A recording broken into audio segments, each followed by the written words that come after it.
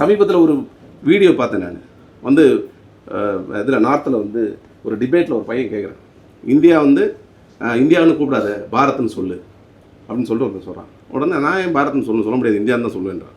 அதுக்கு அந்த பொலிட்டிஷியன்ஸ் வர்றாரு, இந்தியாங்கிறது வெள்ளக்காரன் கொடுத்தது, நீ பாரத்னு சொல்லு அப்படின்னா. அதுக்கு அவன் சொல்கிறான், இந்துங்கிறத அப்போ எவன் கொடுத்தான்றான்.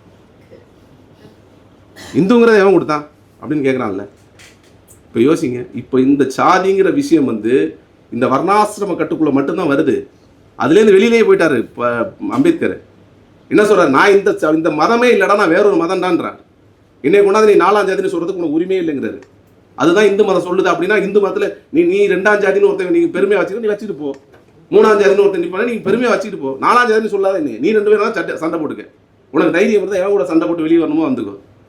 முதல்ல ஒரு உரிமை வந்து சாதாரணமான பொருளாதார அதிகார உரிமையாக இருக்கவே கூடாது. அதிகார பொருளாதார உரிமை மட்டும் தான் இங்கே இருக்க பிசிஸ் போட்டுட்டு இருக்காங்க. அம்பேத்கர் சொன்னது வெறுமனே அதிகார பொருளாதார உரிமை இல்லை, உளவியல் விடுதலை. உளவியல் விடுதலை வேணும்னா இவங்க நம்மளை எங்கே வச்சுட்டு இருக்கிறாங்க, சொல்லாடலே நம்மளை வந்து அங்கே அடிமைப்படுத்திட்டு இருக்கிறாங்க.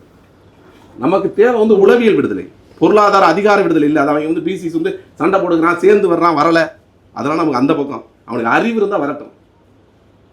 இங்கே வந்து நமக்கு தேவை கூடுதல் என்ன இருக்குது, உளவியல் விடுதலை நமக்கு தேவையா இருக்குது. உளவியல் விடுதலை வேணும்னா இங்கே இருக்கக்கூடிய நீ 4ஆம் ஜாதின்னு சொல்கிற வார்த்தையிலேருந்து நம்ம விடுதலை அடைஞ்சால் மட்டும்தான் முடியும்.